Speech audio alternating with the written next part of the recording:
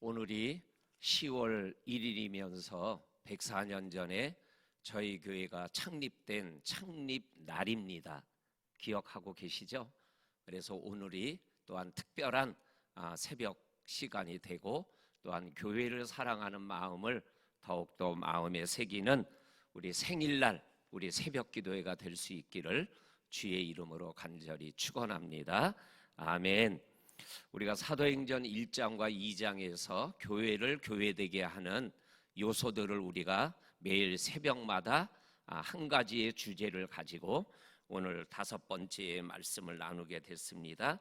첫째가 사도행전 1장 4절에 나오는 예루살렘을 떠나지 말아라 라는 말씀이었고, 두 번째는 사도행전 1장 5절에 몇 날이 못되어 성령으로 세례를 받을 거다.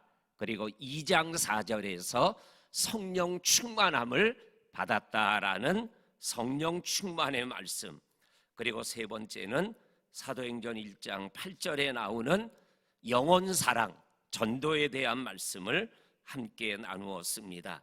그리고 어저께는 사도행전 1장 14절에 나오는 기도에 전혀 힘썼다라는 말씀으로 기도가 교회를 교회되게 하는 말씀을 함께 나누었습니다.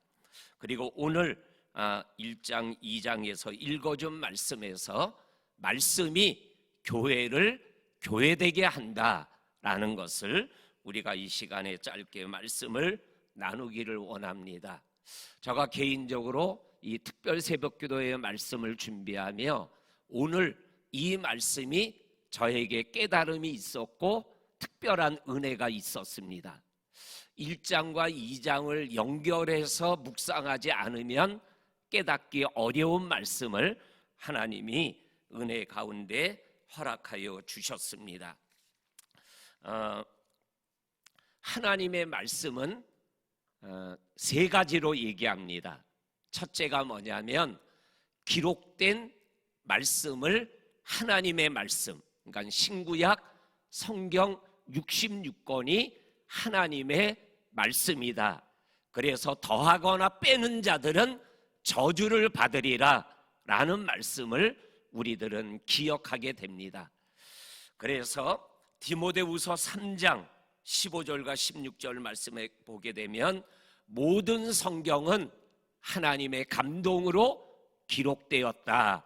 그리고 이 기록된 말씀을 통해서 교훈과 책망과 바르게 함과 의로 교육하기에 유익하다라는 말씀을 해주시고 계십니다.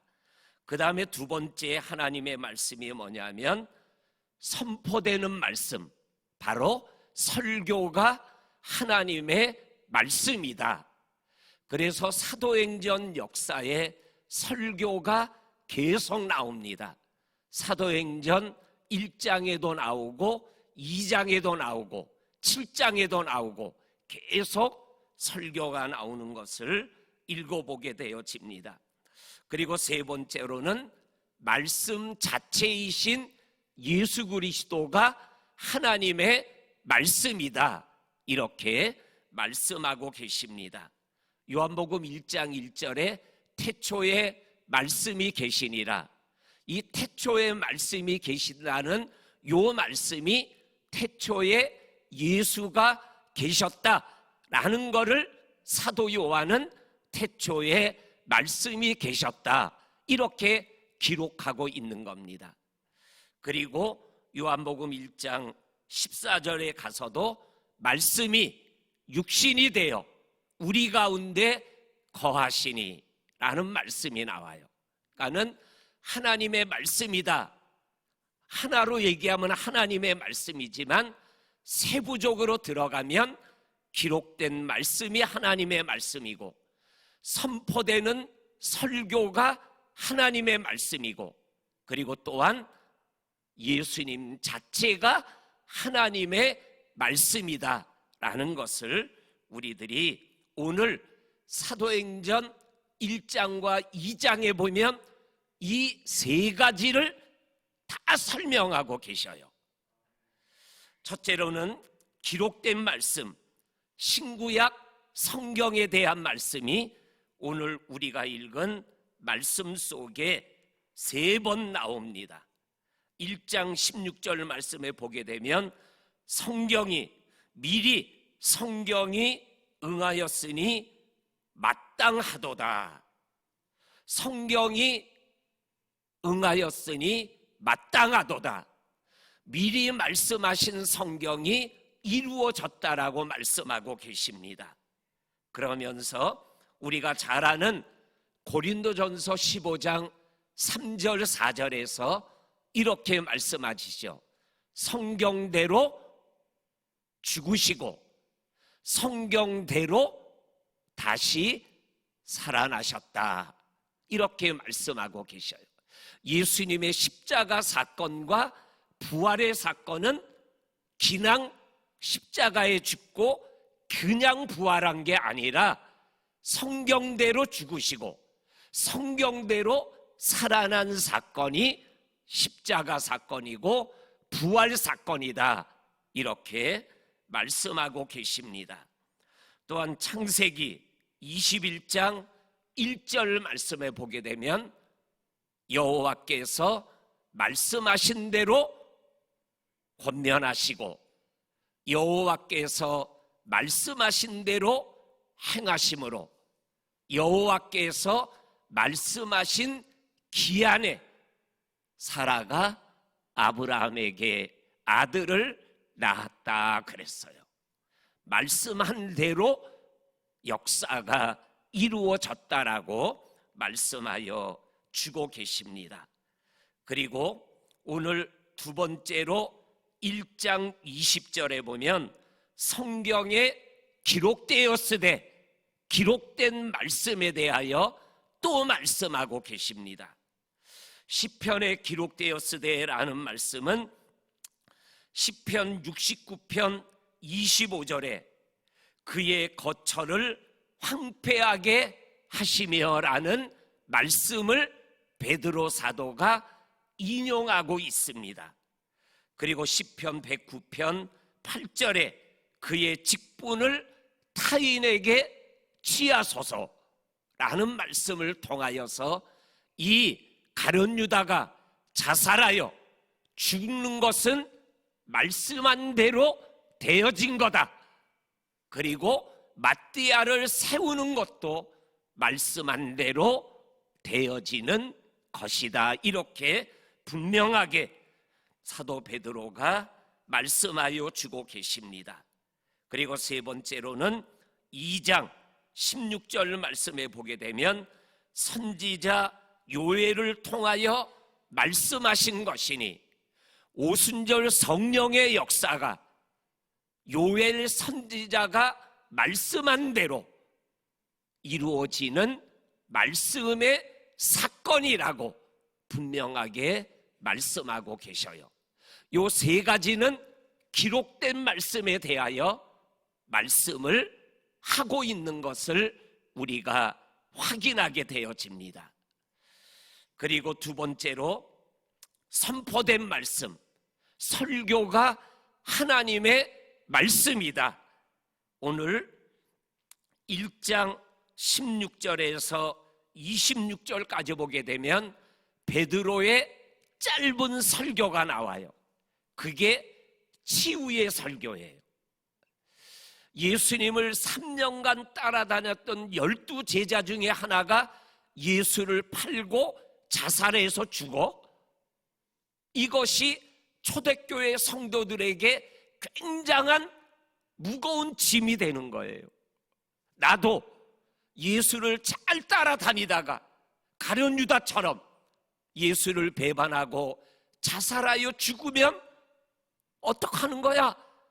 이러한 마음들이 이 가룟 유다의 자살 사건 앞에서 성도들의 마음이 무거운 거예요. 그리고 죽었다고 하는 예수님이 부활했다라는 이 소문이 마음을 더 뒤숭숭하게 만드는 거예요. 그때 베드로가 일어나서 이 가룟 유다 사건에 대하여 기록된 말씀들을 잠깐 말씀하며 이러한 것들이 하나님의 말씀대로 이루어지는 거다. 그러니까 말씀대로 우리가 행하면 되는 거다. 그리고 마띠아를 세우게 되어지는 거예요. 그러면서 그러한 가룟 유다 사건 앞에 영적으로 눌림을 받았던 성도들이 자유함을 누리고 치유를 누리게 되는 거예요. 사도행전 1장에 나오는 이 가룟 유다를 생각하며 치유의 설교를 통해서 예루살렘을 떠나지 않았던 120명의 성도들이 가룟 유다가 그렇게 예수를 팔고 자살하여 죽고 아겔다마 피밭이 되고 나그네의 무덤이 될 수밖에 없었던 것은 가룟 유다의 행동이 낳은 결과이지만 이 모든 게 기록된 말씀을 통해서 이루어지는 것이구나 라는 것을 받아들이며 그들의 영이, 그들의 삶이 묶인 것이 풀어지는 거예요. 그 다음에 오늘 선포되는 베드로의 설교가 또 하나 나오죠. 2장 14절에서 41절까지 길게 기록되어 있어요. 이 설교는 전도 설교예요. 성령이 임한 거를 술에 취했다고 얘기하는 사람들 앞에 지금 대낮이다, 대낮에 술 먹고 다니는 사람 있냐? 세술에 취한 거다. 그리고 이거는 요엘 선지자가 말씀했던 성령이 임하는 사건이 오늘 우리에게 임한 거다. 이렇게 얘기하며 예수 그리스도의 십자가의 죽음과 부활의 사건을 통해서 너희들도 예수를 믿어라. 그러면 죄사함을 받고 세례를 받고 성령을 선물로 받으리라. 그랬더니 3,000명이 세례를 받고 믿음의 자리로 들어오게 되었다라는 말씀이에요. 이 말씀을 베드로의 말이 아니라 하나님의 말씀으로 받는 순간 3,000명의 역사가, 구원의 역사가 일어나게 되어졌다. 이렇게 말씀하여 주고 계십니다. 오늘 선포된 말씀, 설교는 언제나 하나님의 말씀이에요. 이 선포되는 말씀에 대하여 반응이 두 가지다라고 성경이 분명하게 말씀하고 계셔요. 첫째가 뭐냐면 사도행전 2장 37절에 보면 이 말씀을 듣고 마음에 찔려, 말씀 선포되는 베드로의 설교 말씀에 마음이 찔렸다. 그러면 우리가 어찌할꼬? 회개해라, 죄사함을 받아라, 세례를 받아라, 그리고 성령을 선물로 받아라. 그랬더니 3,000명이 말씀을 받고 그렇게 했어요. 그리고 또 하나는 사도행전 7장에 보면 스데반이 설교를 해요. 똑같은 반응이에요. 7장 54절. 7장 54절에도 37절과 토시 하나 틀리지 않고 똑같아요. 이 말을 듣고 마음에 찔려. 똑같아요. 말씀을, 설교 선포된 말씀을 받았던 사람들의 마음이 똑같아요. 이 말을 듣고 마음에 찔려. 그런데 사도행전 2장에 나오는 자들은 말씀을 받고 회개의 자리로 나갔어요. 그런데 사도행전 7장에 있는 사람들은 똑같은 말씀에 마음에 찔렸는데 이를 갈고 설교자를 때려 죽였어요. 하나님의 말씀을 하나님의 말씀으로 받는 자가 있고, 하나님의 말씀이 마음에 찔려도 하나님의 말씀을 버리는 자가 있어요. 그래서 저가 화면에 아멘하는 자가 있고 노멘하는 자가 있어요. 똑같은 말씀을 받는데 은혜 받는 자가 있고 은혜 받지 못하는 자가 있는 거예요.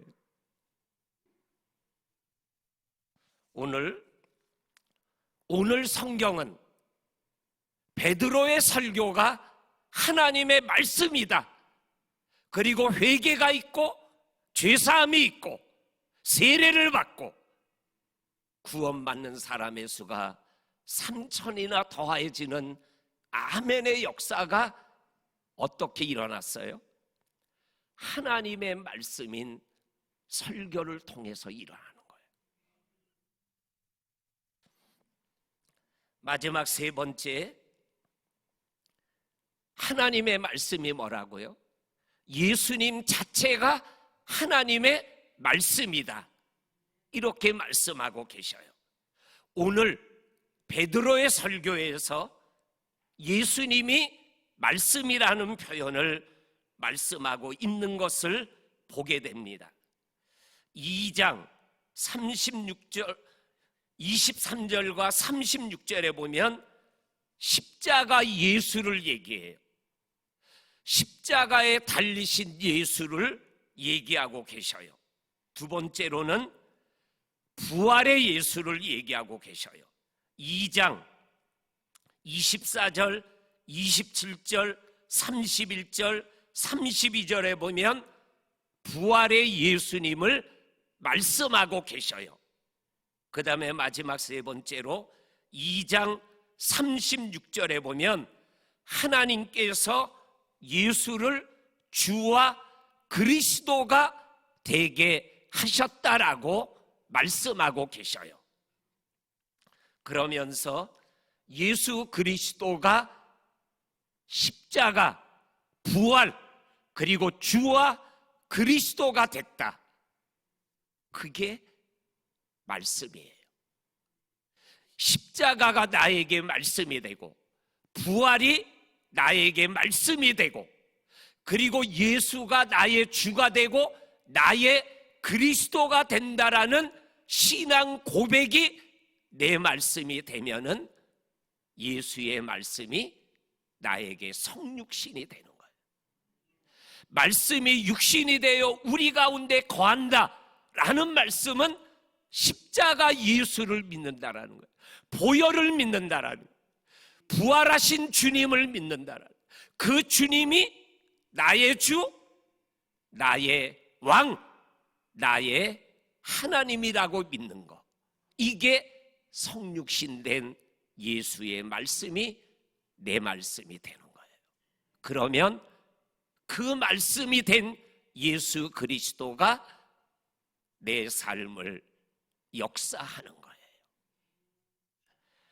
그래서 마태복음 16장 16절에 보면 너희는 나를 누구라 하느냐? 베드로가 답하기를 주는 그리스도요 살아계신 하나님의 아들이십니다. 바요나 시몬아 네가 복되도다. 이것을 알게 한 것은 혈육이 아니라 하늘에 계신 아버지다. 그리고 내가 이 반석 위에 내 교회를 세우리라. 이 반석은 두 가지예요. 하나는 예수가 그리스도고 주가 되고 하나님이라고 고백하는 신앙 고백이 반석이에요. 그리고 또 하나는 뭐예요? 예수 자체가 반석이셔요. 그러니까 이 반석 위에 교회를 세우리라라는 말씀은 신앙 고백 위에 세워진 교회, 주는 그리스도요 살아계신 하나님의 아들이라는 고백 위에 세워진 교회, 그게 진짜 교회라는 거예요. 교회를 교회되게 하는 건 신앙 고백, 그리고 그 신앙 고백이 누구냐면 예수잖아요. 예수 위에 세워진 교회가 그게 진짜 교회, 교회다운 교회의 사명을 감당할 수 있는 게 바로 반석 위에 세워진 교회, 예수 위에 세워진 교회. 예수가 나의 주, 나의 하나님, 나의 왕이라는 고백 위에 세워진 교회가 진짜 교회가라는 거예요. 교회다운 교회가 된다라는 거예요. 그리고 이 반석 위에 교회를 세우는데 어떤 교회예요? 내 교회. 내 교회가 아니라 예수의 교회를 세우는 게 진짜 교회가 되는 거예요. 사람의 교회가 아니라 예수님의 교회, 예수님이 주인된 교회, 예수님이 모든 것들을 결정하는 교회, 그게 교회를 교회되게 하는 거예요. 우리 사랑하는 성도님들, 오늘 교회를 교회되게 하는 게 말씀이다. 기록된 말씀, 선포되는 말씀, 그리고 예수 자체가 말씀인데 그 말씀이 성육신 되어 우리 가운데 거하면 거기에 하나님의 역사가 일어나게 되어진다라는 겁니다. 오늘 이 새벽 창립 주일날 그리고 창립일날 하나님께서 주시는 이 말씀이 내 말씀이 되어서 우리 법한 재단이 하나님의 교회의 역할을 잘 감당할 수 있도록 믿음의 길을 함께 걸어갈 수 있기를 주의 이름으로 간절히 축원합니다. 아멘.